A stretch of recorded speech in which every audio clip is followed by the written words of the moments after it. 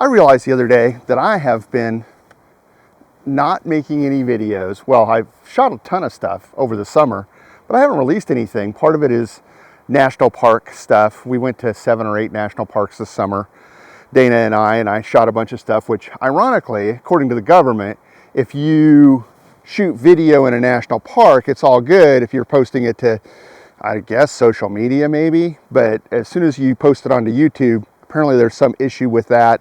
So I did shoot a bunch of video. I'm kind of working on how to, I didn't really shoot a story per se, so I may do some voiceover stuff. But in the interim, I keep getting comments on these videos from like a year or two ago, and it's awesome and gratifying.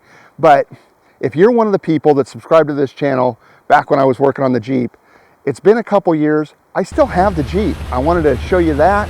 The other thing I've been doing is, well, I haven't been working on the Bronco, but if you've ever tuned in for the Bronco, it's still in service, and I wish I could shoot video of it in action in reality, because what it does is well, now it's my daily driver. I daily drive a 1996 Bronco, but on top of that, it is my search and rescue car.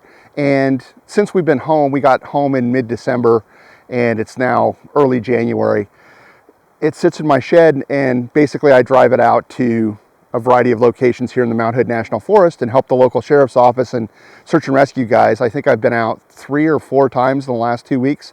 So that's been awesome. Not awesome for the people, although 2 nights ago we did actually rescue a family. So that was a lot of fun. But let's get to the Jeep. I got a project for that today.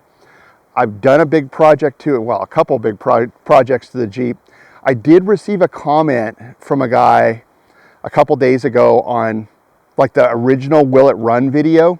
And to that gentleman, if you tuned in for this, it'll be a big update. But the other thing is, you mentioned that you're in Arizona, and something I've received several comments about, potentially restoring the Jeep. I will tell you, if you're watching any of my videos, the Jeep's never getting restored. It's a bash around in the woods rig. It may not show up on the video as bad as that Jeep looks, but it's worse. I mean, it's bent and scratched and all the things. The only thing it has going for it is it's not rusty and it runs and drives. And pretty much all the systems work other than the heater and the windshield wipers. But all the important stuff, you know, brakes, turn signals, wiring, all that stuff's taken care of. And I did a recent modification where I put a snowplow on it. So that was kind of an interesting project. I did not shoot any video of that. I had to do some welding. I booger weld things together, let's be blunt.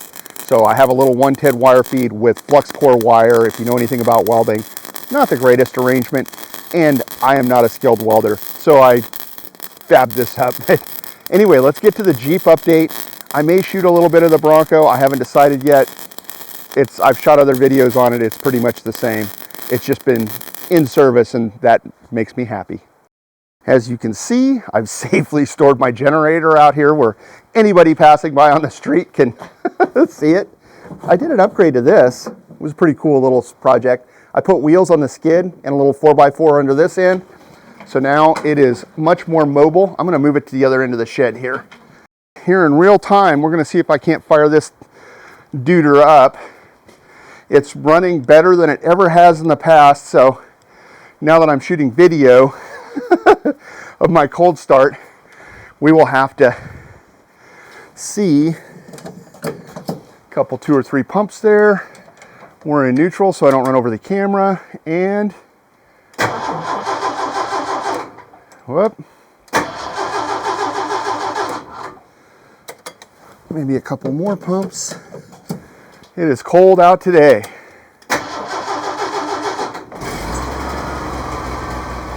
All right, here we go.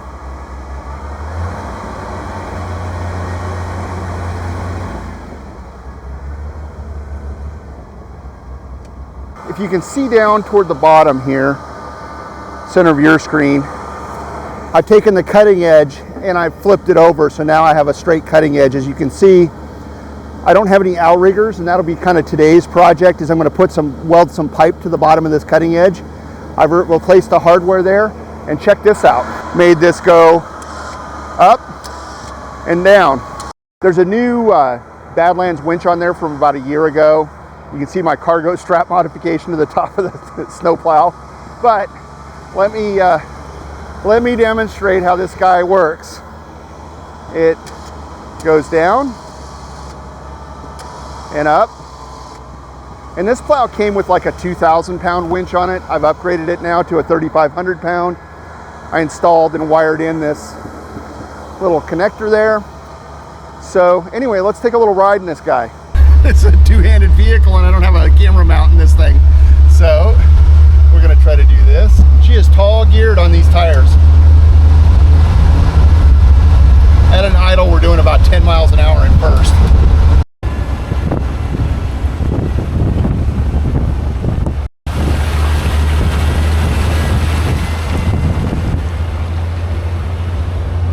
And my favorite turnaround spot right here in the neighbor's yard. Oh, their home actually.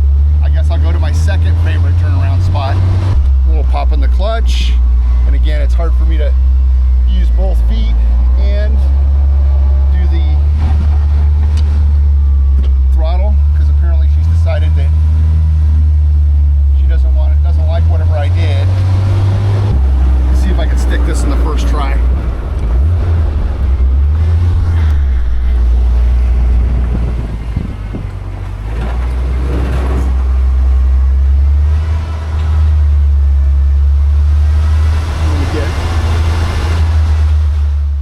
All right, we're in, and I have to figure out a way.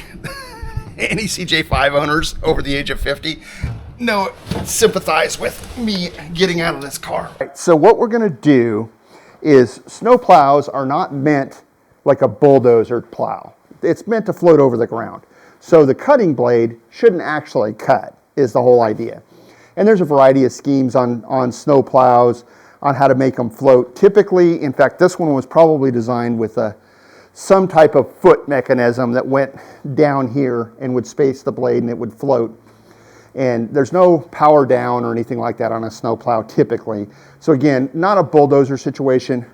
So what I'm gonna do, I've done some noodling on this. I've got this just scrap of black pipe. I'm gonna cut it from there to there and then cut it in half.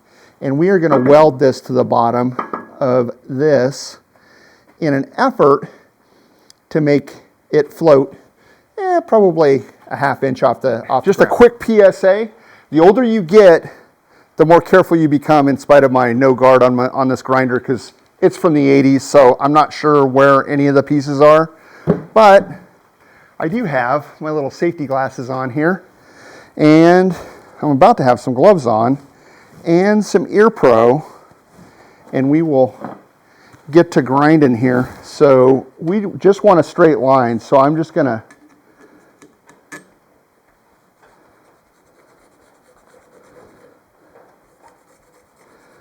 all right, this is super handy when working with steel. So just a little soapstone. Let's see what we can do here.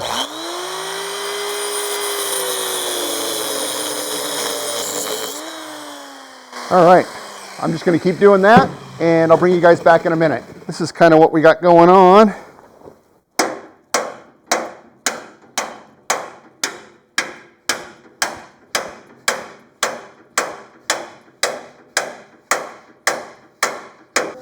I don't want any witnesses to this horrendous welding project.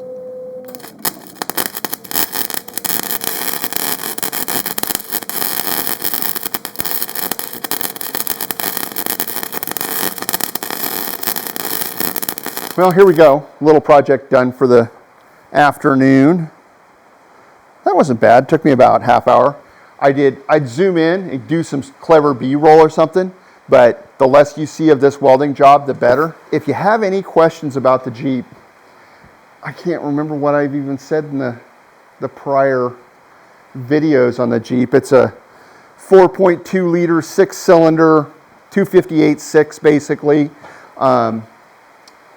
No wipers, blower doesn't work, but the truck runs and drives pretty good. And again, it appears better to you in video like it's repairable. If you had infinity of money, I would greatly urge you to buy a better starting point than this. It is what it is. It's a clapped out old Jeep. So this is not a restoration project. Again, responding to that gentleman's comments from a couple days ago, because I think that video is like a year and a half old. So no, it's currently living with a snowplow on its front. I have some crazy ideas maybe for the Jeep, or maybe I'm just going to sell it. But it's such a fun toy. This thing just makes me laugh every time I drive it.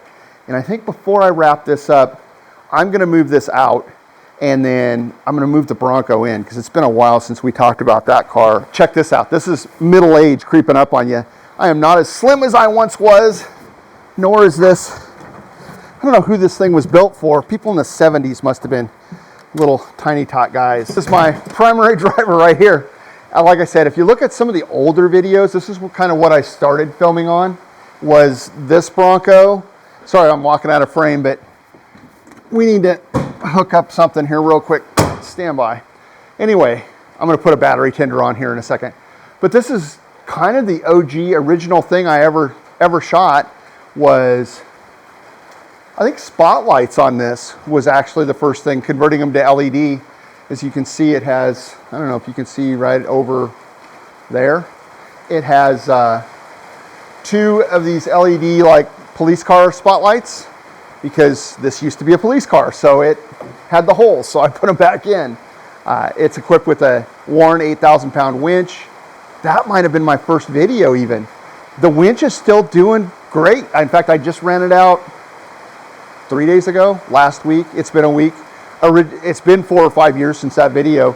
The solenoids I put in are the same solenoids that I always did. The front springs I changed, and I think I made a video. Well, I know I made a video about it because almost nobody watched it, and it really disappointed me because I thought it was super slick.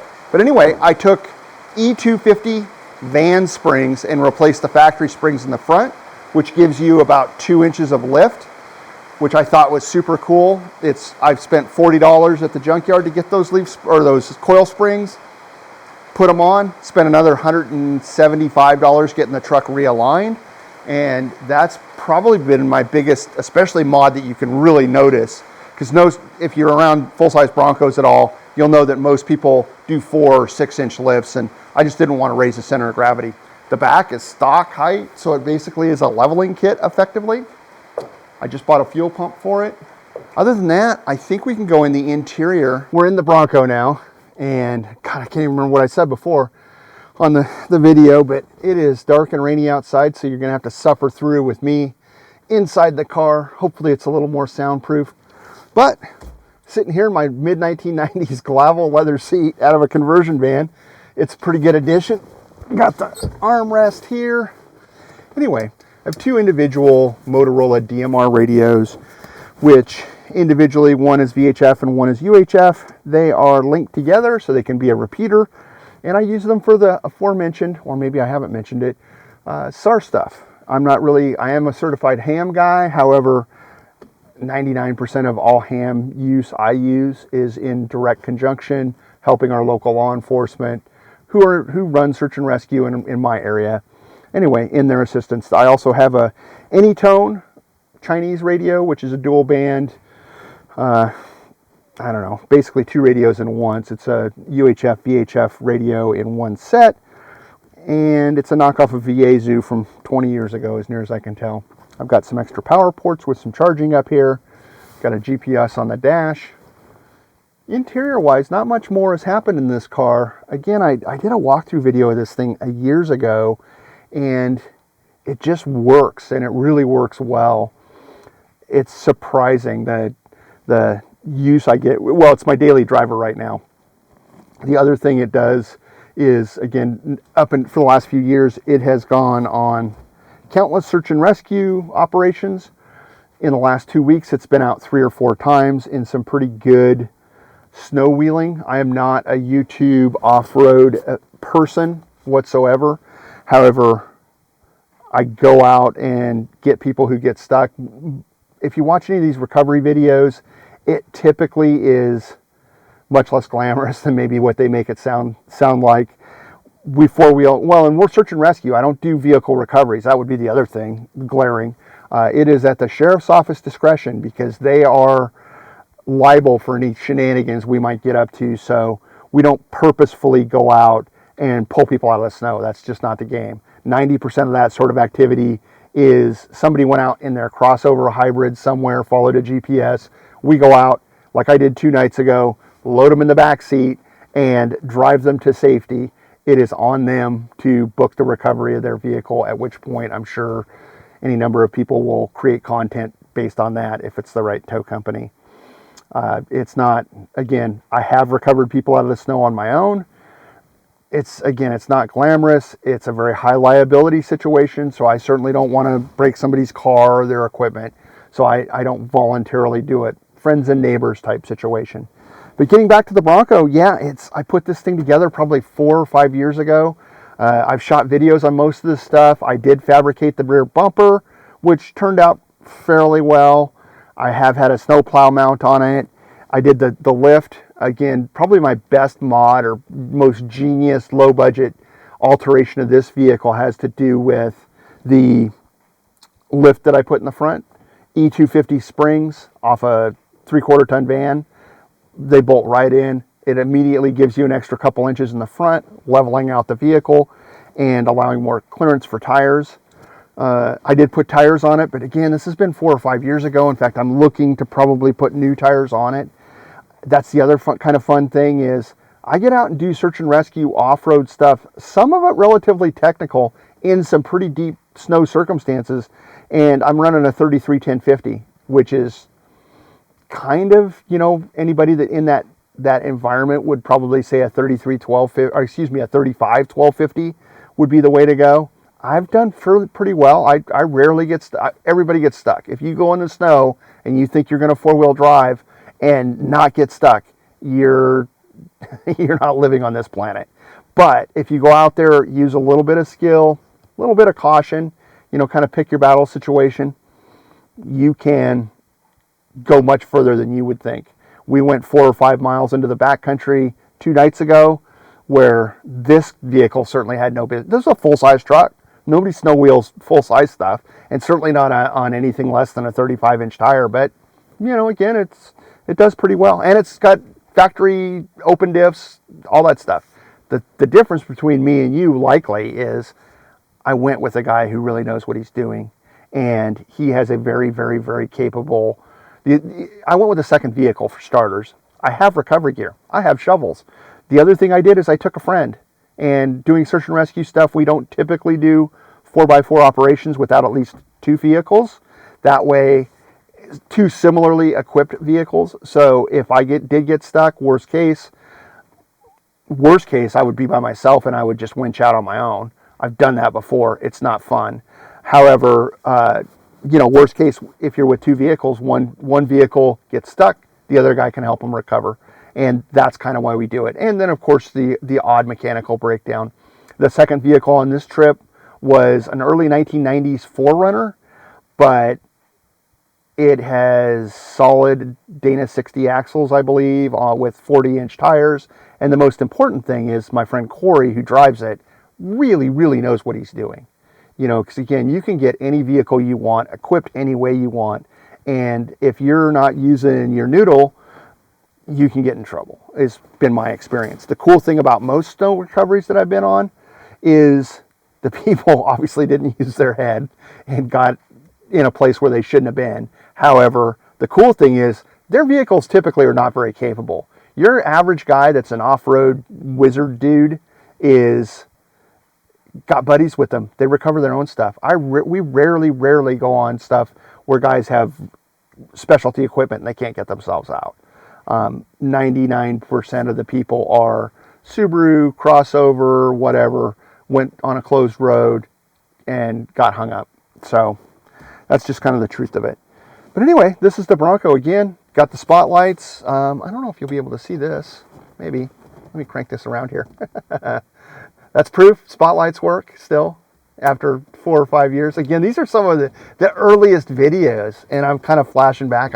Until I got the question yesterday, I didn't realize, I realize not many people watch these videos, but it's kind of cool that if you're watching some of my first videos, I've still got stuff that is rolling around here that is not, you know, I just haven't, well, I'm kind of a pack rat for starters, but I still got the same cars I had years ago. You know, the Jeep's the new car that I've got on the channel, and I don't even know how long that's going to last, but the Bronco has held up fantastically. This car is wonderful. I really, really enjoy it. It drives, all the stuff does what it's supposed to. You know, this is not a big junk heap. It needs a paint job, but running and driving wise, this thing's fantastic. And if I was to sell it, I probably couldn't afford to buy one as nice as this. So anyway, I'm going to get out of here and I'm going to shoot some other video. This light. Anyway, I appreciate you watching. Please tune in again. I'm sure there'll be some shenanigans at some point in the future. This is a ongoing project. I've got a lot of video I shot from last summer. I'd love to publish some of that. However, I'm trying to figure out how video I shot in a national park isn't going to get me somehow in trouble, because I like to avoid trouble and drama in my life. So we'll see. I think I'm going to take a couple shots in here because I just love the way these seats came out, by the way. They actually look good on video, and they actually are really nice in person, where most of my stuff looks better on video and it looks junky in real life. So that was fun shooting. I haven't shot video in a while. So anyway, I'm going to go edit this together. I hope you guys tune in again. It's been a hoot. I always like hanging out, nerding out over camera stuff. So I will try to make videos in the future. But anyway, thanks for joining me. I just farted around for a couple hours in the shed. And as always, I understand, you should understand, that this is the home of all marginal content. So, you know, just your expectations shouldn't be set too high. We'll talk soon. Bye. If I can shoot. Let's see if my lighting setup shows up on camera. Can you tell that's a reading lamp in a white plastic bag? I had to look. You can't see me.